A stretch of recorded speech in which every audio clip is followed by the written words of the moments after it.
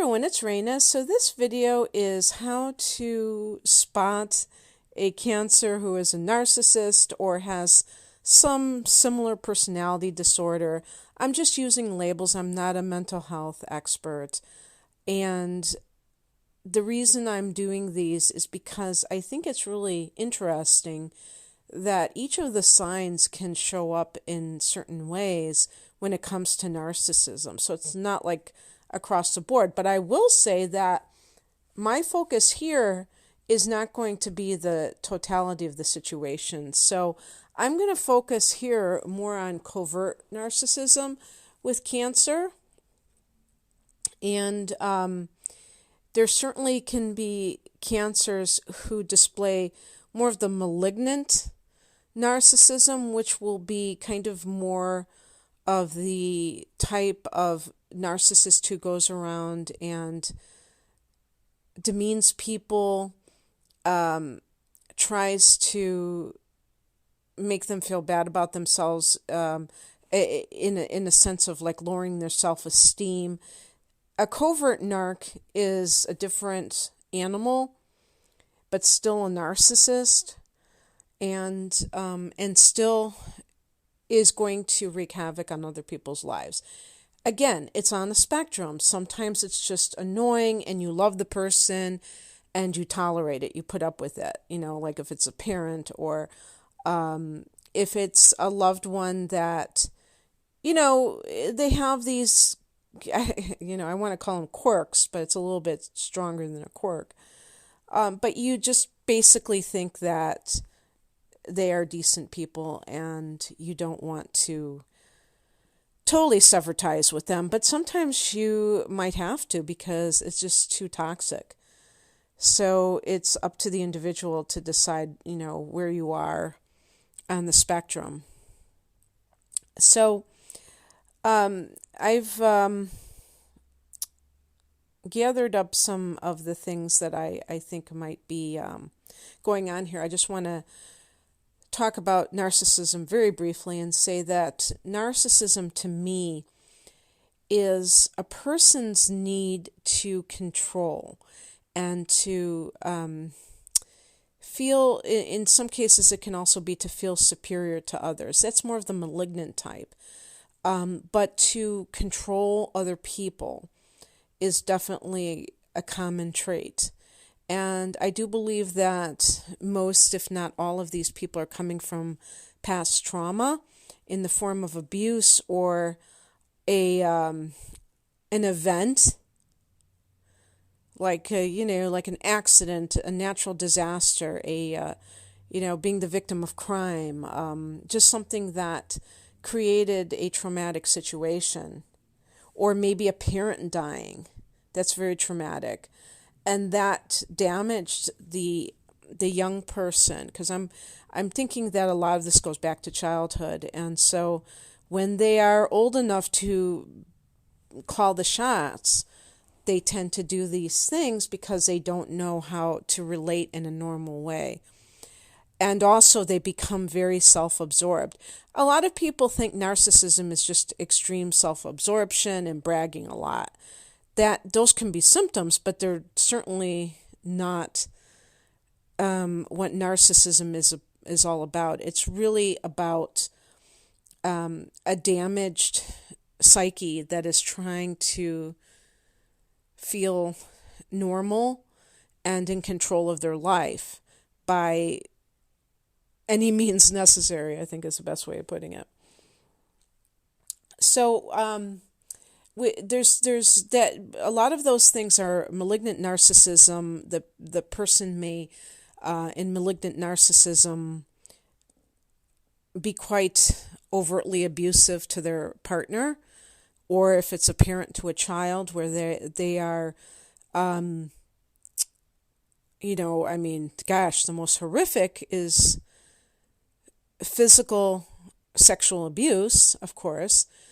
Because it's threatening to somebody's health, but psychological abuse certainly is not safe either, and it can be very damaging too. So I shouldn't really act like that's any better, but The point is that they can engage in abuse towards somebody of a very obvious kind, including insults and name calling, demeaning. So it's kind of like this, program of trying to destroy somebody's self-worth. This person may, engage in smear campaigns against their partner, badmouth them to others, humiliate them in public. These are all things that are widely, are visible. And then there are covert narcissists. And these people tend to identify as victims, or they have a helpless quality about themselves, dependent quality. And I would put the Cancer narcs more on this end of the spectrum, but I do want to reiterate that definitely all signs can be either covert or malignant. So one thing that the Cancer person may do is love bomb people. Love bombing is overwhelming another person with affection. And depending on the person that they choose, and they may choose that person very cunningly, if that's a word, in a cunning fashion, where they know who is needy of love, and they pick their target, and that person thinks they've just hit the lottery because this person loves them. Now, in some cases, and maybe this is par for the course with narcissists, is that they may rush things.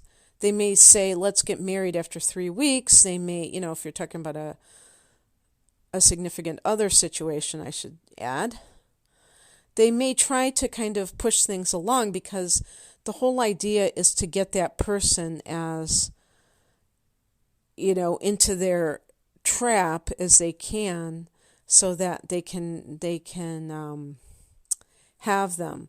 Now, I should say that this, now that I think about it, this kind of quality would be more on the malignant side. That's how I feel like it is, because a covert narcissist, to me, has a hard time giving love. They are such energy vampires in terms of trying to suck at love, trying to get other people to love them, and creating this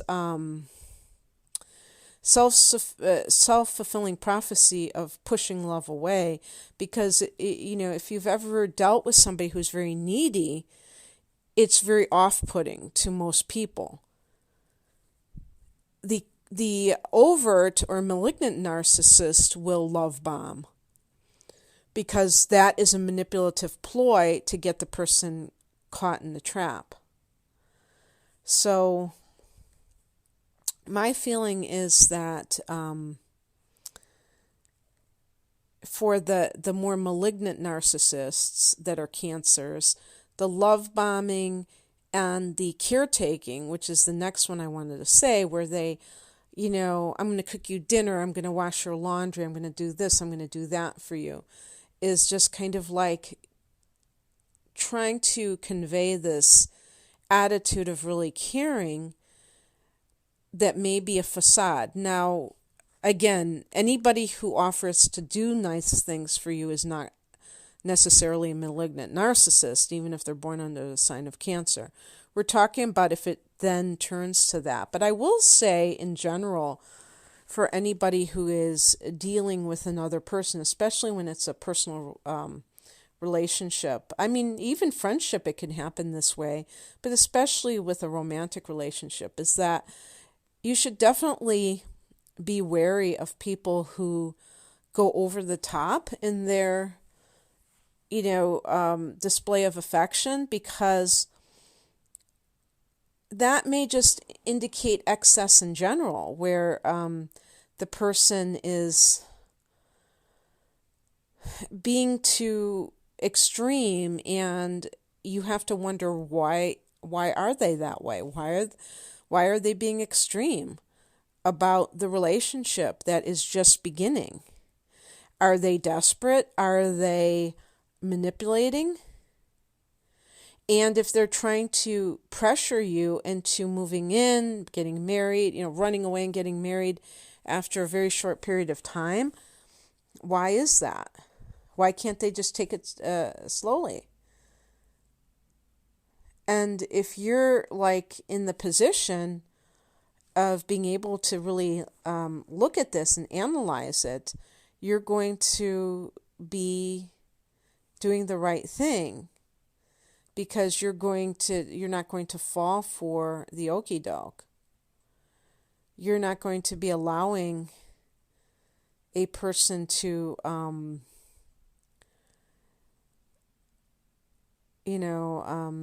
manipulate you or coerce you into getting into some quick relationship. So let's talk about what I really believe is more commonplace for Cancer narcissists, and this is emotional dependency. And now this can show up in different ways. I mean, the woman who is, the Cancer woman who is very soft-spoken and dreamy and sensitive, and is, really looking for somebody who, can love them. And there's like, they may give off a sense of neediness. But the vulnerability may be the thing that really hooks you in, because they may come across as very caring. However, this is the thing about narcissism. The narcissist can't truly care about another person, because it's all about them. And this is why I'm including problem personalities, because, again, on a spectrum, you may have somebody who, it's not that they don't care about the other person, but they're so wrapped up in their own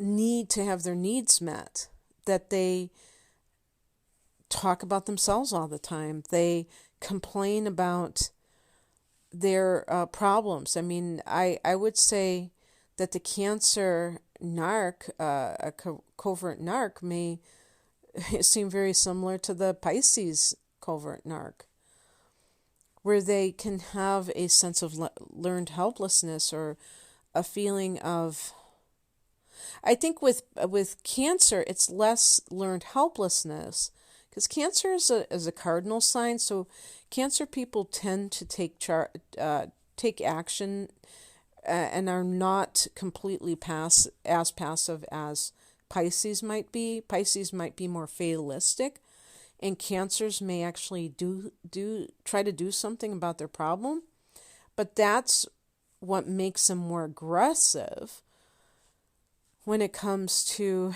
finding a love partner, because they're really on the lookout for that. And yet, in a relationship, these can be people who are very, how can we put it, self-absorbed when it comes to feeling that they're not loved enough. I mean, I think that's a common complaint from somebody like this, is that they never can really feel that the other party loves them, and it's almost like you have to prove to them, but it's a trap. And this is kind of like a red flag. If somebody complains that you don't love them and you are doing things, I mean, obviously if you neglect the relationship and you're a workaholic, or you're just always out with your friends and you don't spend very much time with the person, then they might have some reason to be a little bit put off by that.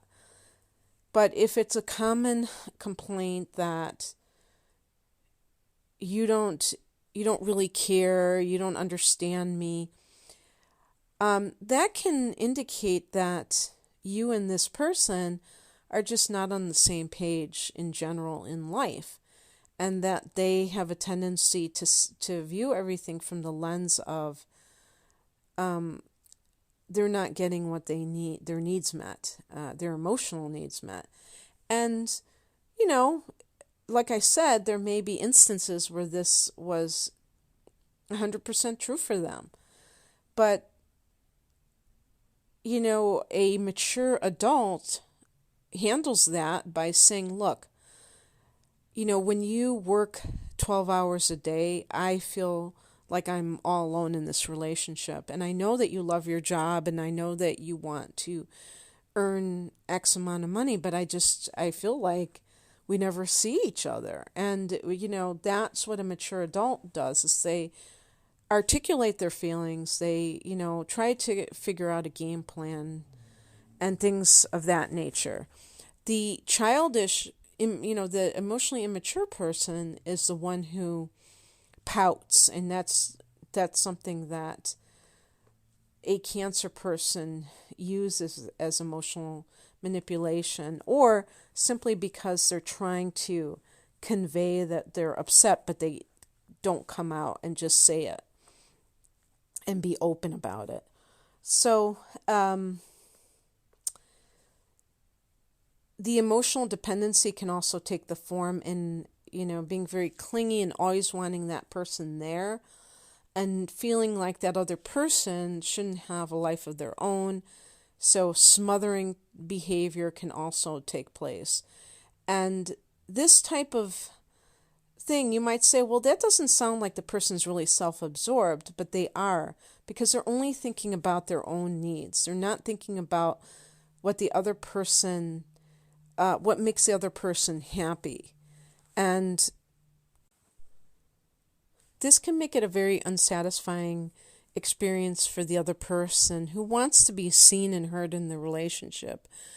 Kind of an offshoot of this, I didn't list this, but definitely for Cancer, this could be the case, is being a hypochondriac. Cancer is known for this, where they are really fearing illness, and they're exaggerating every little ache and pain to get that emotional attention. Now, the Cancer person may be quite,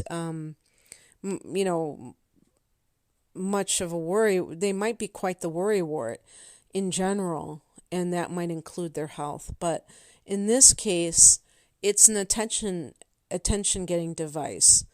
And this is what covert narcissism is in essence to me, is the person using helplessness and other problems that they have to try to dominate the relationship, to try to be the center of attention in their relationships, and have other people sometimes take care of them if they are ill or if they think they're ill, and they just kind of put themselves in that position so that other people are forced to take care of them, because they really don't know another way, a more mature way to get their emotional needs met. And this is really complicated because,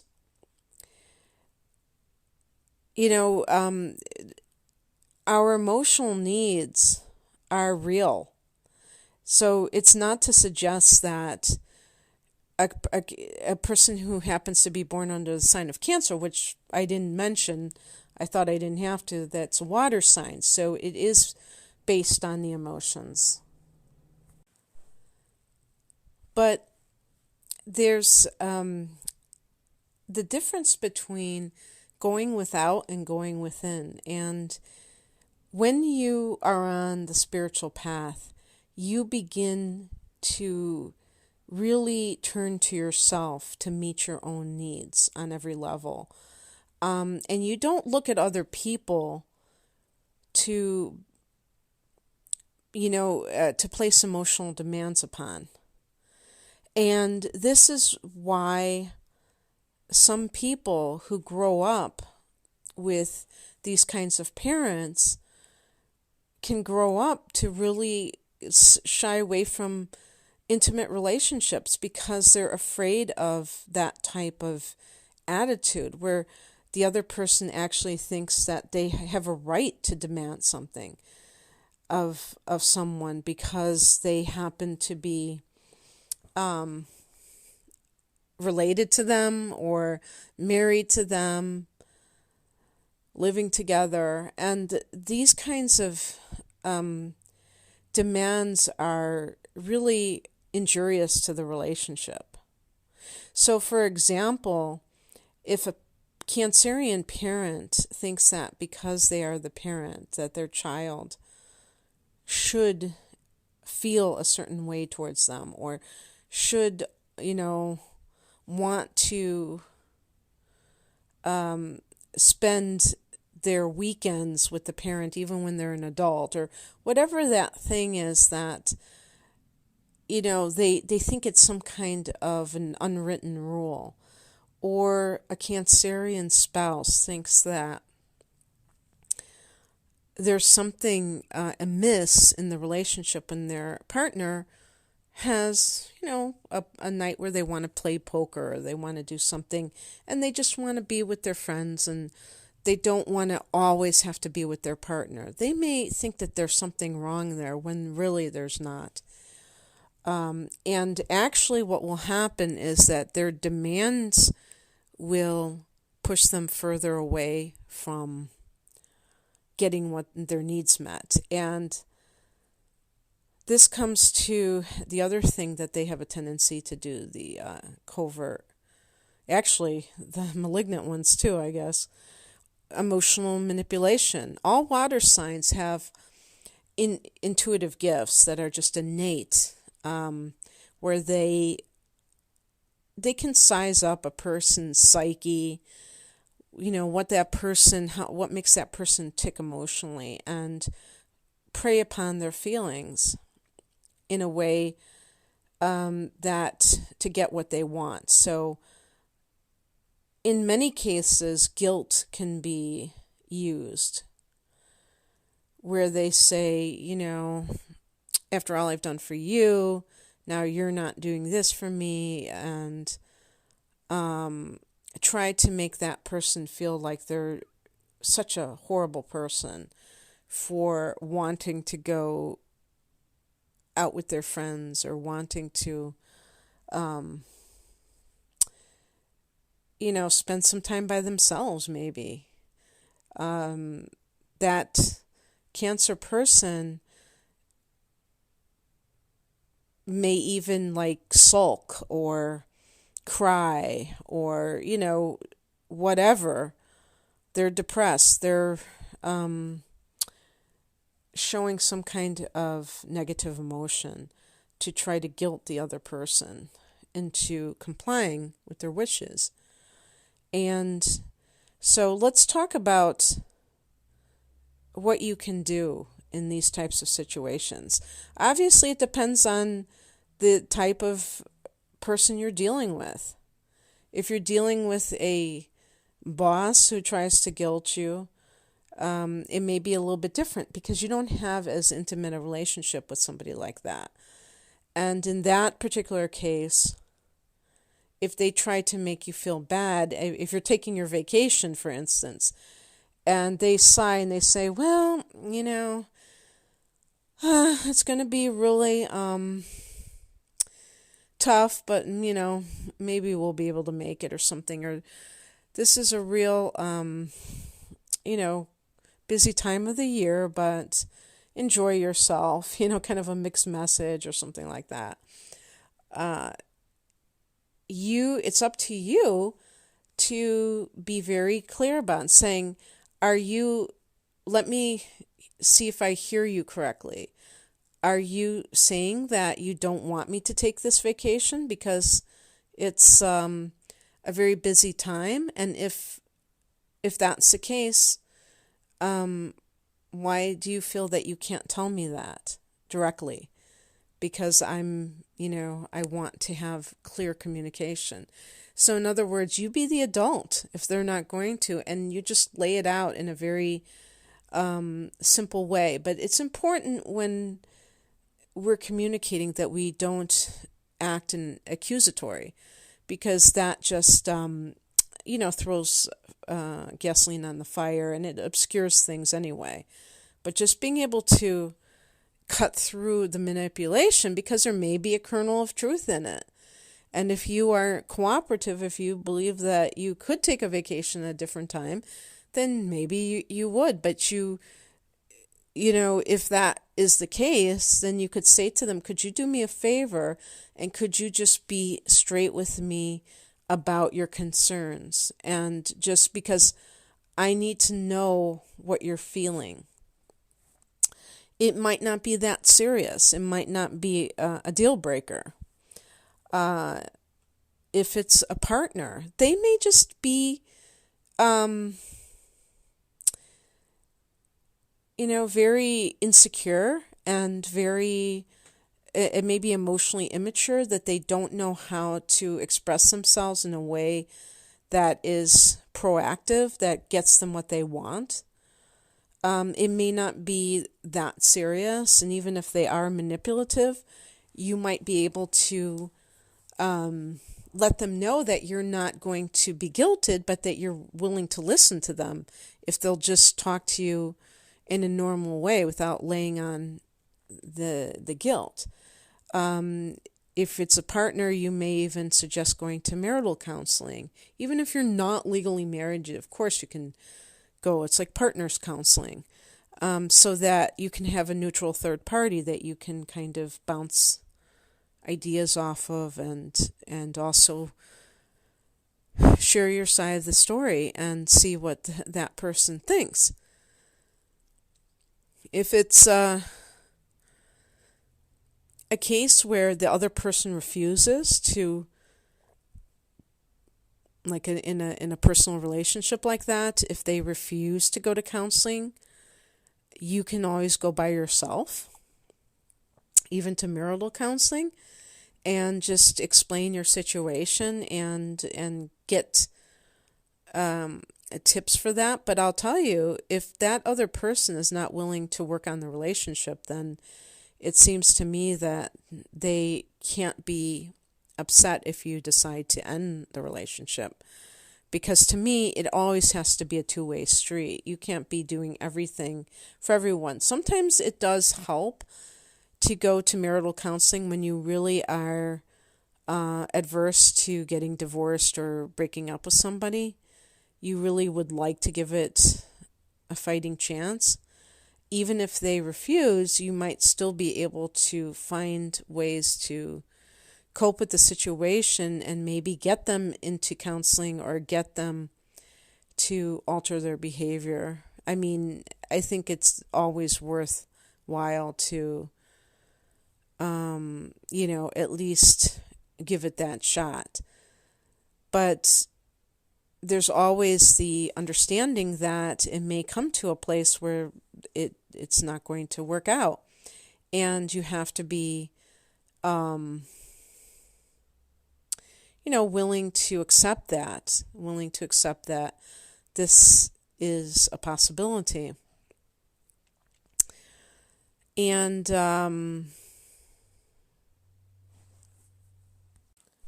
the bottom line is that the whole purpose of relationship is to go through life with somebody as your companion. A parent-child relationship is different because the dynamics are just automatically different. But with a partner, for instance, you're going through life with somebody, and you don't want it to be the case where you feel like this other person is an albatross around your neck, where they are, not contributing to your enjoyment in life, when they're kind of actually part of the problem. And they may not be a bad person. It's just that they have not learned how to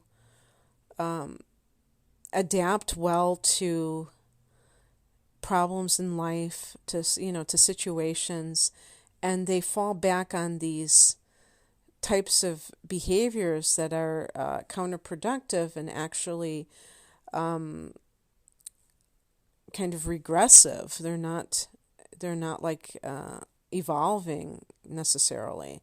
And life is about expansion, I feel. So also with that other person, you want somebody who is going to be expansive and help you in your life. But in these types of relationships, especially with the more severe kinds, it's like you're in a defensive posture a lot of the time. So you're not, if you think about when you're kind of like in a defensive posture, there's a contraction. There's not expansion. So this is one of the main reasons why these types of relationships can be extremely toxic. Now, they can be growth, they can contribute to growth from the perspective of you may decide to learn from the situation by, observing how bad it is and vowing not to, deal with it that way. Or not to do that type of thing yourself. And this oftentimes is what happens in parent-child relationships.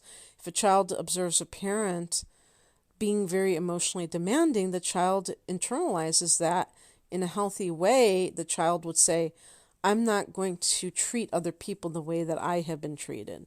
And that can be, a positive outgrowth of something that is negative. So, we can also look at the bright side and see how it helps. But, at a certain point, it's not growth related. It's just tolerating it, and it just it's not helpful. So, in any case, I hope this has been helpful. And if you'd like a private reading, I have all kinds of astrology readings available.